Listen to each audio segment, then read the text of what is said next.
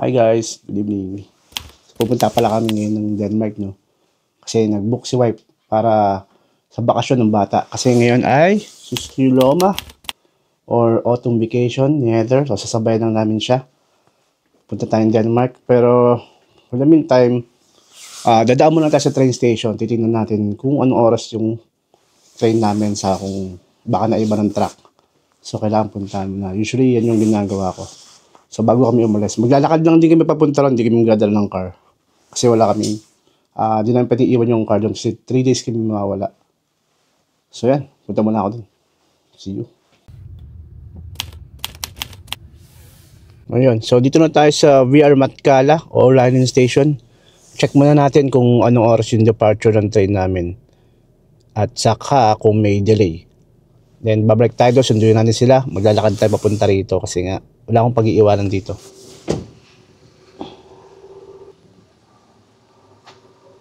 So yan, so ang train namin is PYO266. Supposedly 22:10 ang alas, o 10:10.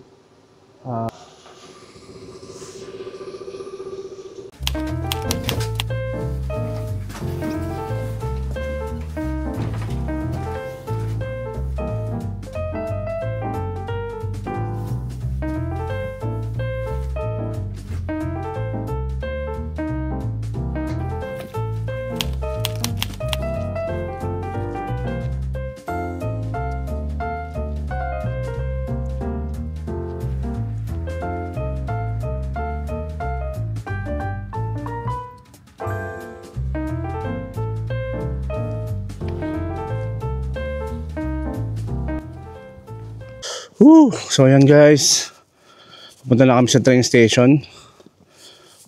Kami yung balat na balat sila.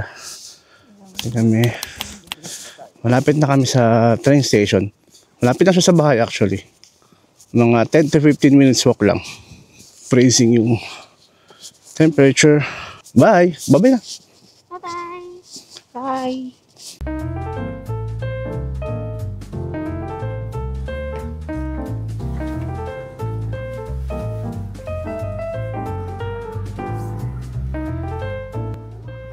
Hi guys! So, nandito po kami sa Olainen train station papuntang Helsinki to the airport para punta tayo sa Denmark, Copenhagen for my Susnuloma. This is my dream country actually. Yan po, si mother at saka po si father. So, see you there. Bye-bye!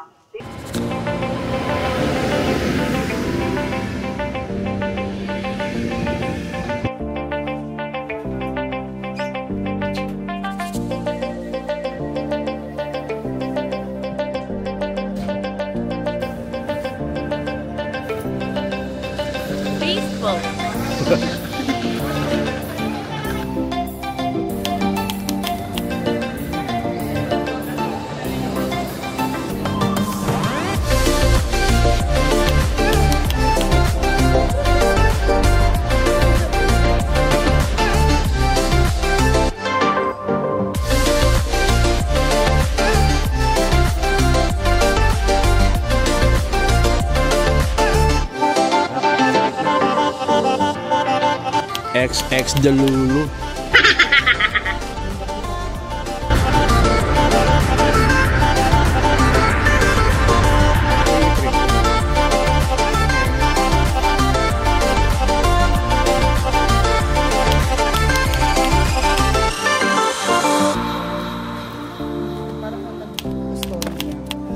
Kasi tax free.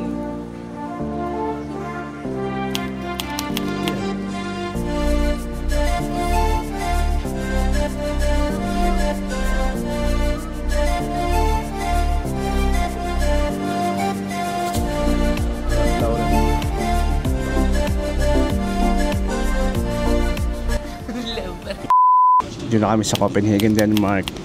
Nag-metro muna kami papuntang city center. Dahil doon malapit yung kakainan namin sa kayong hotel. Kabababa lang namin ng city center.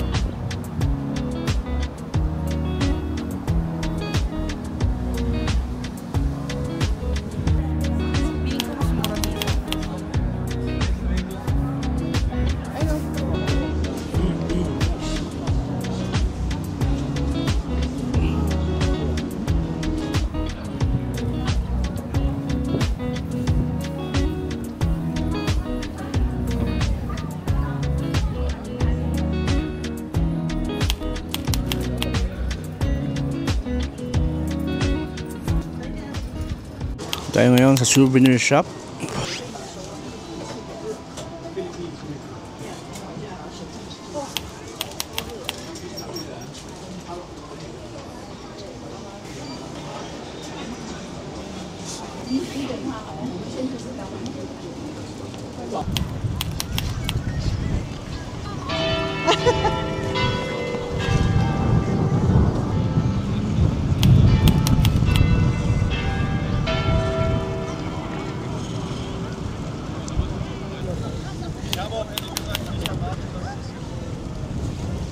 Ay, may Starbucks po.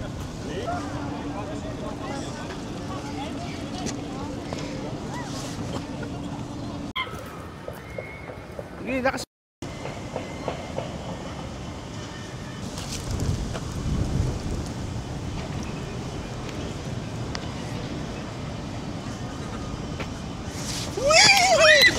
Ganon, header, ganon, parang yung ano.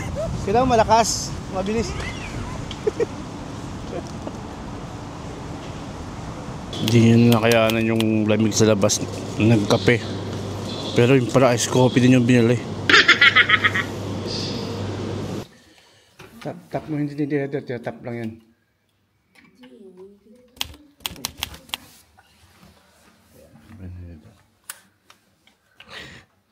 Maniwala ka naman kay header kasi.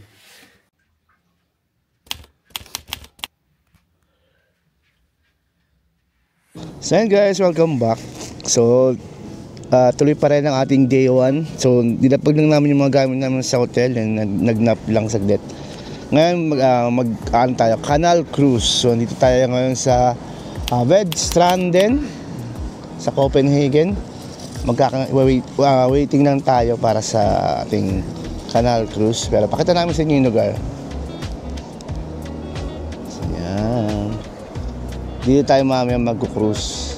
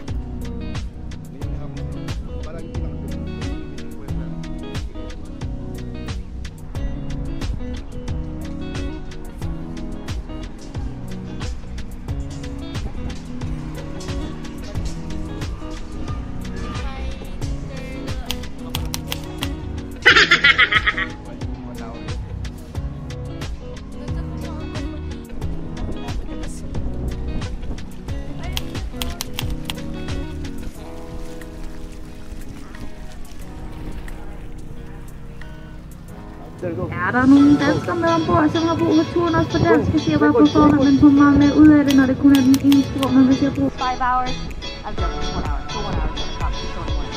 And our captain today is Mark. Hi, Mark!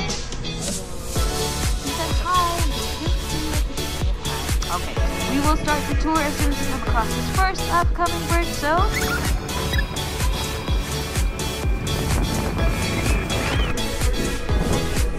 Alright, to start out the tour here, we'll take a look to the left and see all these turns. However, this is not all the turns. That's going to make it tough.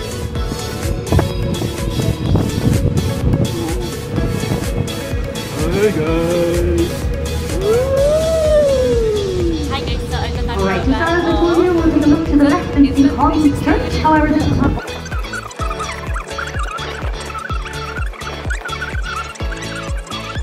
That when you're sailing around, you help pick up the trash from the water. So a little pro tip is to already bring your own trash. Don't tell them we told you that. We keep that between us, okay? Thank you for your initiative.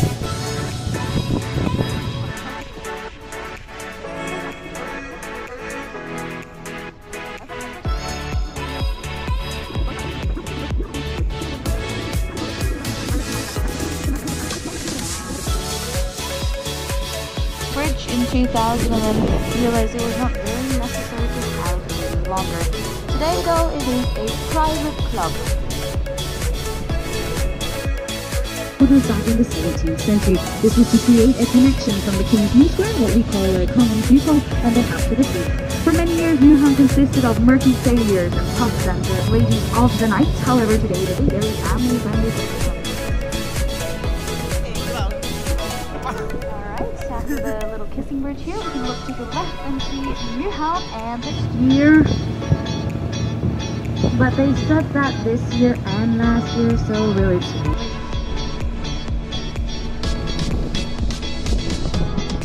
To the left, we can also see a little bit of the Royal Opera, but we'll get back to that a little bit later. But in front of it, we can also see the opera.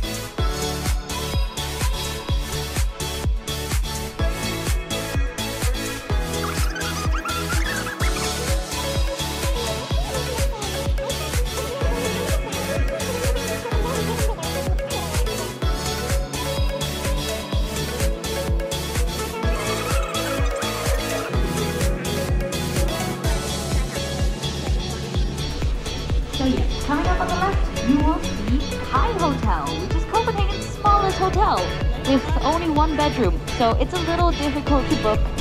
There is currently a 2-year waiting list, but what is really nice about it is that it has its own little private sauna, its own little swimming area, and it's supposed to really give you that Danish hygge experience. And convert it into some modern apartments, but it's also a very good example about how here in Copenhagen they really do like to preserve the older buildings. Notice how the sheds kind of lean and slope all the way into the water's edge. They were actually built like that on purpose so that in case there was an attack, they could then quickly get those cannon boats out into the water. Today these are all modern.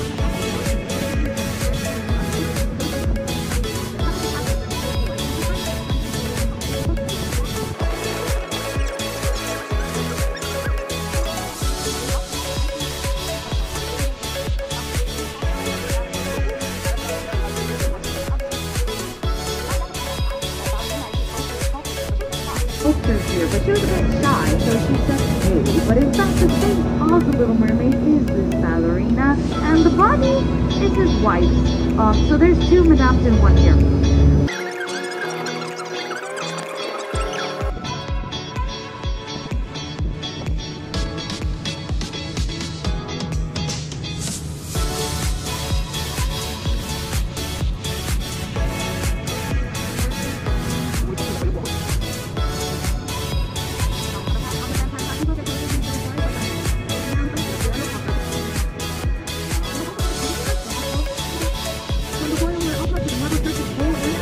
We have the church to honor God, the castle to honor King, the water run honoring nature, and then to the left where we see the opera, that was once the main entrance to the King's Gate.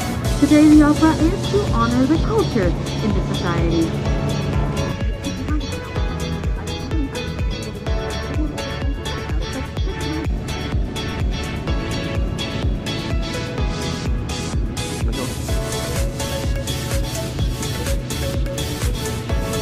Mga yate sila, no? Mga yate sila.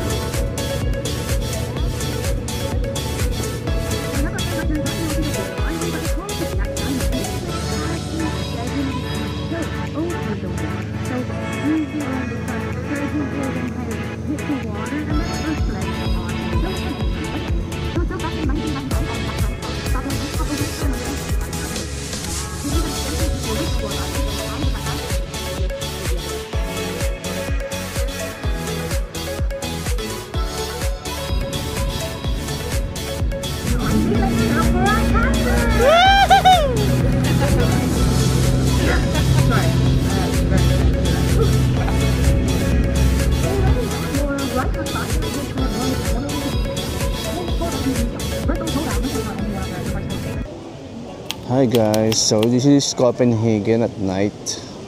We're looking for something to eat. Did you enjoy? Did you enjoy our canal cruise? Yes.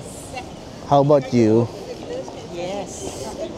It was awesome, right? Binusog So we learned that man niya kami. Denmark is full of or rich in history talaga. Kasi they have a lot of kings, At yung mga ang dami nilang castles dito.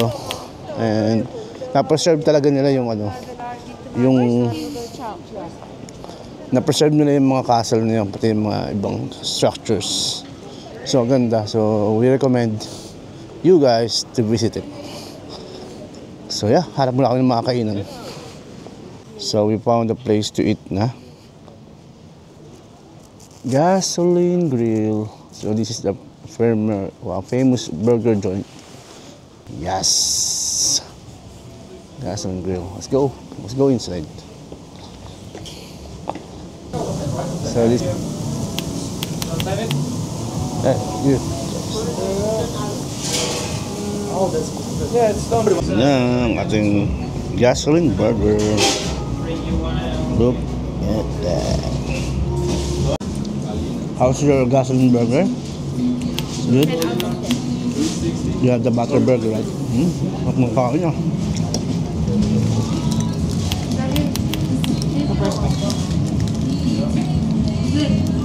Sabi nila, mas yung parang Hess burger sa Finland. Dito kailangan mo i-try ang gasoline burger sa Copenhagen. Sarap.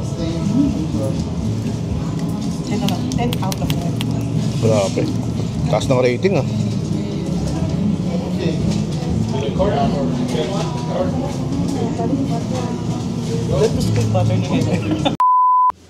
Morning everyone. Time check 8 AM. So baba muna kami para mag-breakfast. And then gagala. So ito yung view ng window namin from the hotel. Yan.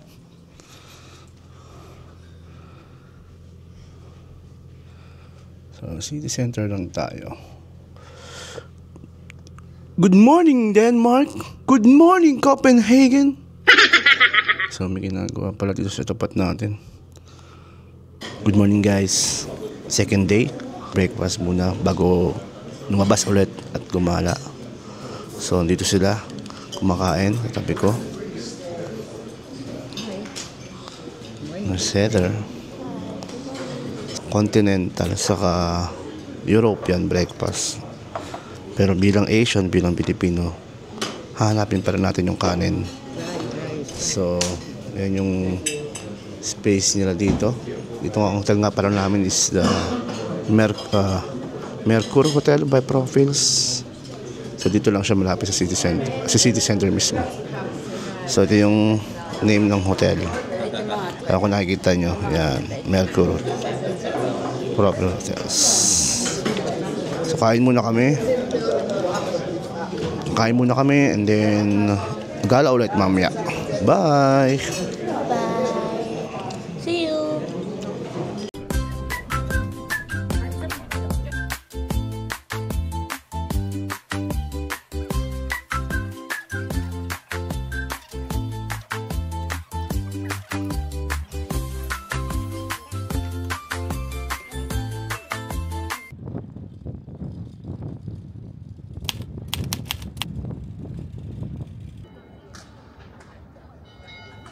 Ayan na, ano sila. Ayun, naghaharapan na sila. May baril.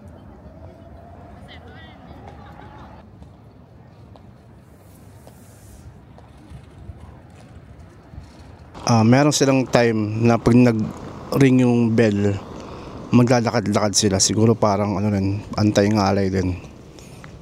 Pero most of the time naka-guard lang sila sa post nila. Yung mga red na tower na yan.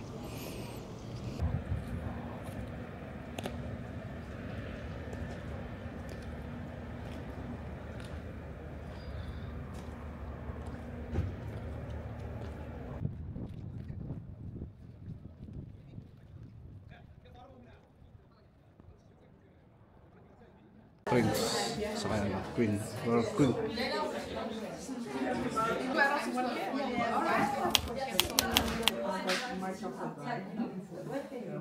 So it happens at 12 in 1 hour. So you should be able to see it and go out and see the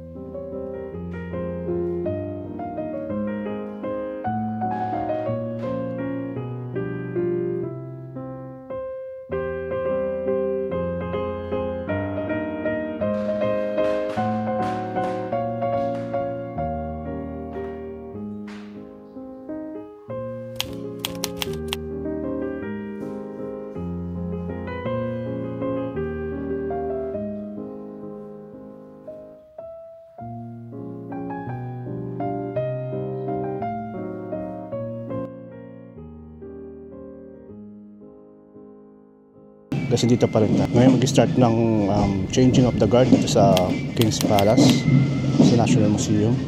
So let's watch.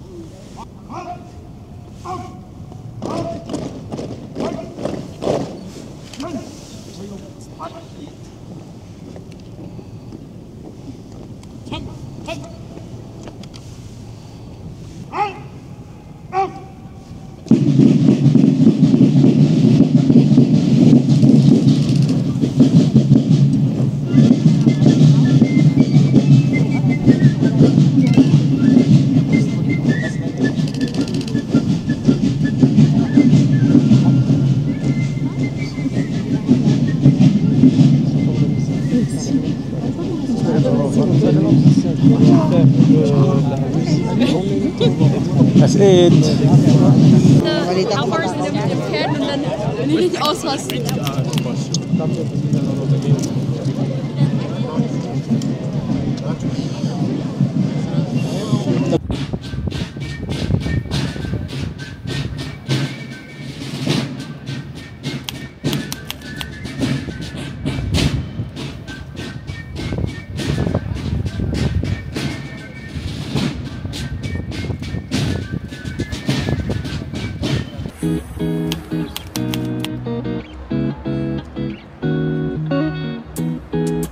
We just finished going to Amalienborg Palace.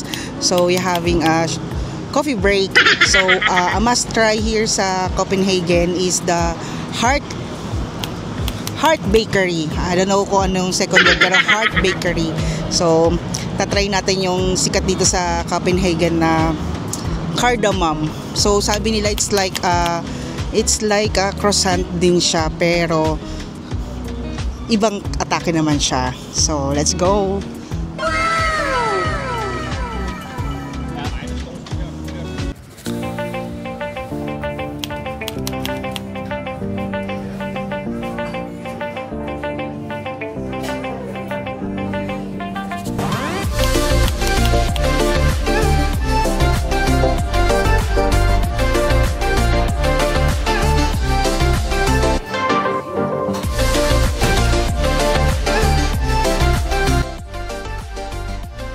Hello, there you go. Nakabili tayo ng cardamom. So, kasi basically, sabi ng mga napapanood kong vlogger, minsan, dahil nga sikat si cardamom dito sa Copenhagen, naubusan siya. Mabilis siya maubos. Out of stock siya. So, luckily, nakabili tayo. We bought 2 cardamom. So, let's try. So yan, kanyang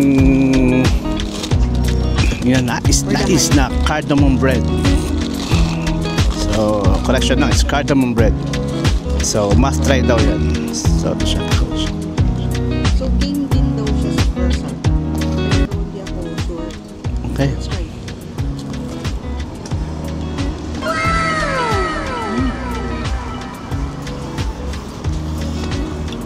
Ang sarap. Alam mo yung kahit busog ka naman, kasi galing kami sa breakfast. Pero pag natikman mo siya, kahit busog ka, kakainin mo pa rin siya kasi ang sarap niya. 10 out of 10. Bigyan ko siya 10 out of 10. So, let's enjoy the cardamom bread.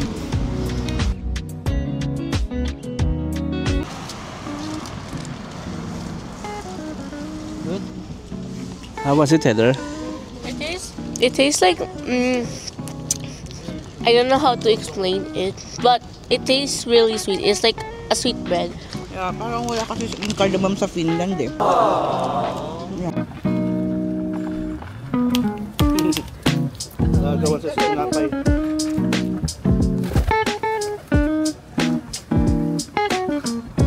Pakalapit, tama niya. Hindi mo tayo yun.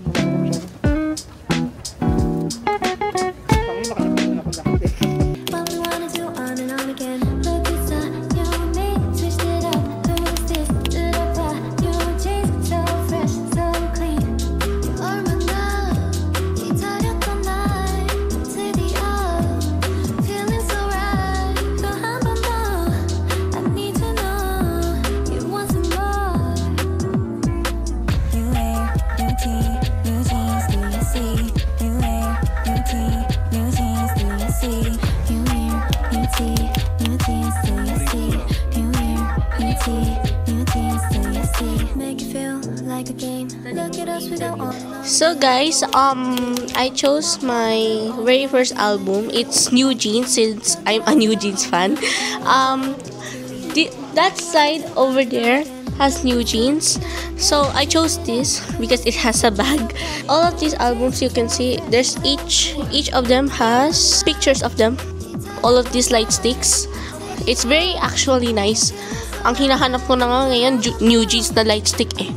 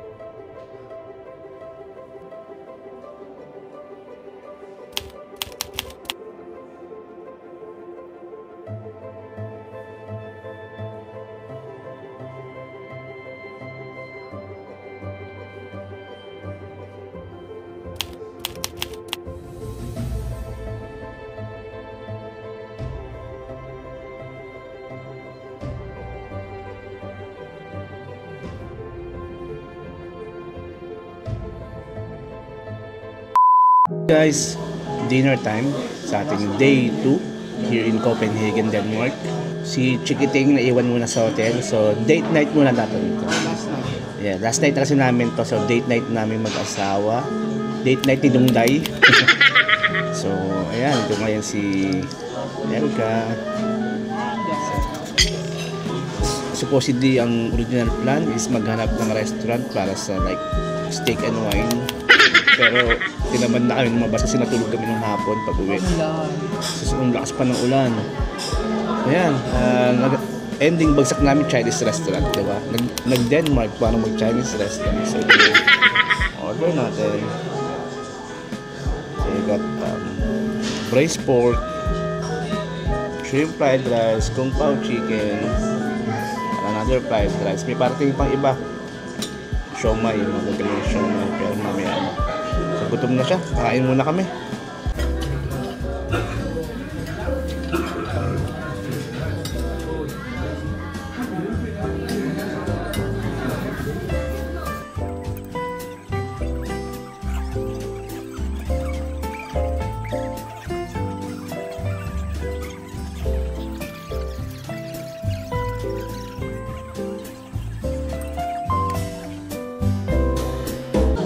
So yun guys, tapos tayo kumain.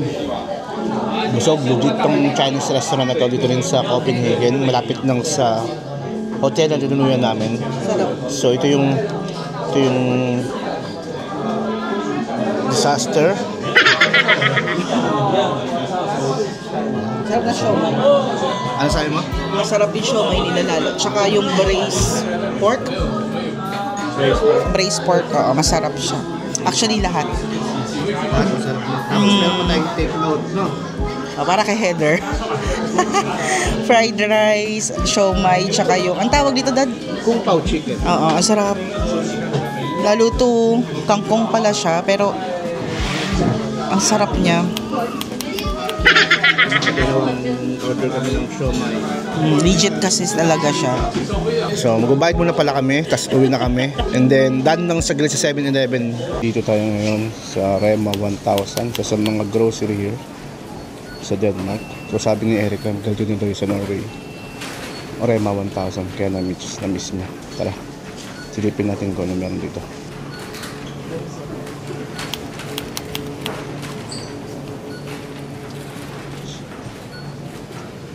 Chocolate milk, magkano yan? Parang sa euro, 1 euro.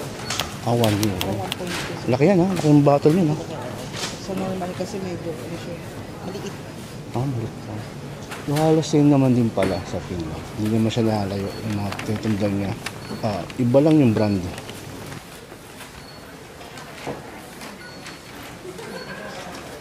Ito naman ito.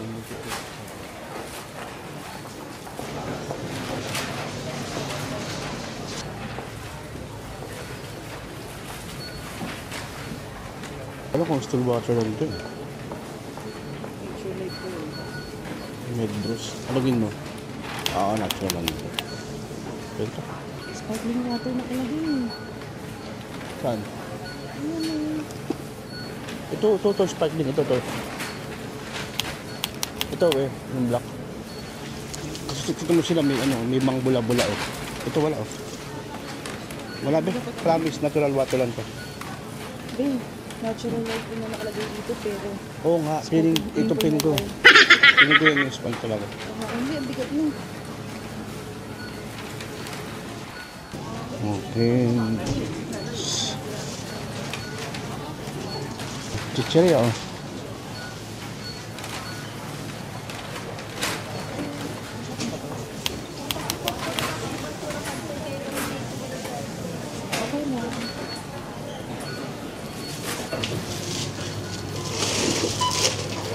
Yeah.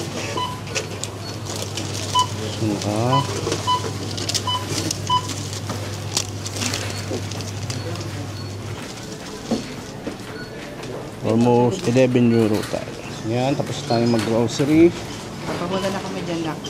We're going back na sa Heather's hotel. calling na. Uwi na daw tayo.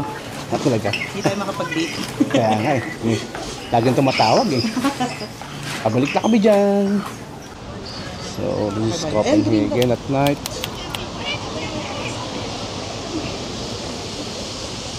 Yeah. Lakad tayo. Oh, Ay, red. naka-red.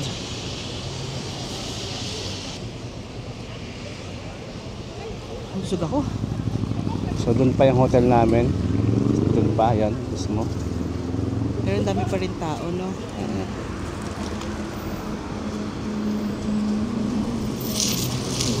So medyo basa yung kalsada, guys. Oo, Kasi kasi yung pants ko nag-uulan. nakalapag sa ano eh.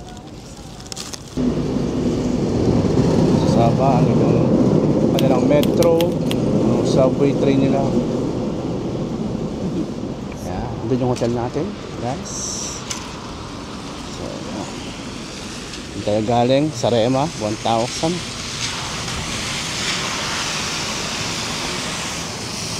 Ano masasabi mo sa bakasyon natin? Nag-enjoy ka ba? Ano siya?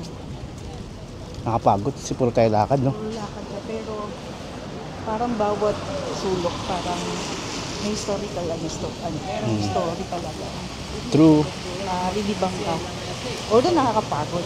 Nakakapagod talaga maglakad. Pero buti na lang yung weather na kasama.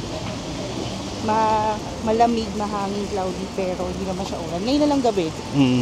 Ngayon na lang. Pero yesterday tsaka the whole day, maganda yung weather. Kaya na-enjoy talaga, lalo na ni Heather. Especially si Heather, nag-enjoy siya. Kasi may siya sa history eh. Naka-hoodie na, naka-jacket pa kami. So, malamig. Hindi naman siya ganun kalamig Pero mas compared sa malamig pa Finland. rin sa Finland. Oh. Pero nagmumukhang malamig kasi may hangin na kasama. Let's go.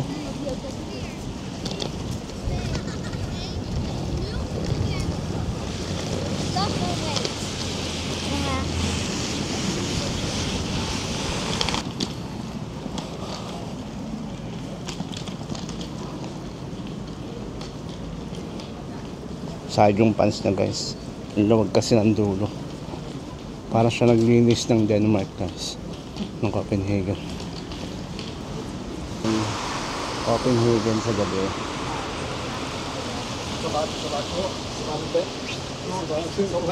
Yeah, balik tayo.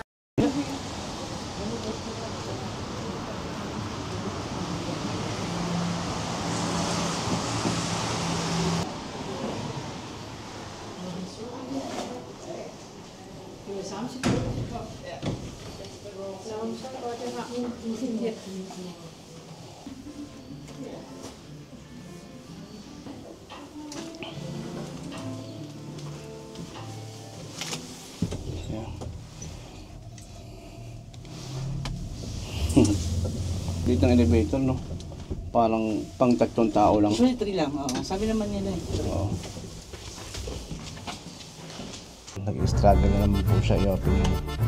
Pero kanina, Kasi ano eh, sinaswipe yung card. Hindi siya yung parang tatap mo lang. Pato ka na lang. Hindi naman sedro sa loob.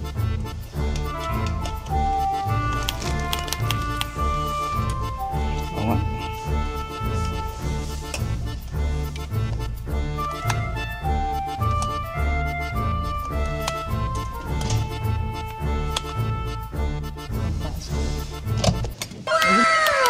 Manual binuksan. Hi, Heather.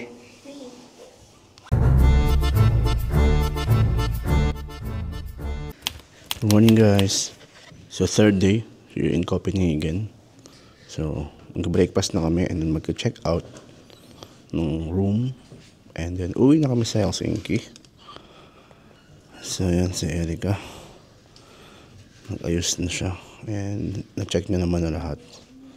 So far, wala naman nakalimutan. At yun, pauwi na kami. Pero breakfast muna tayo sa baba.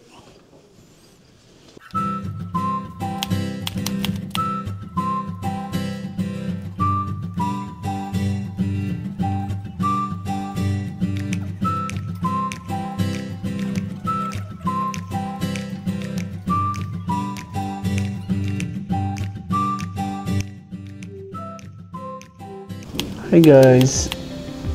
So, andito na kami ngayon sa Copenhagen Airport. We're going back to Helsinki. Naghintay na lang kami ng flight namin. So, overall, so far, masaya naman. yung maikling bakasyon namin. Bali 3 days and 2 nights lang kami, pero sulit naman.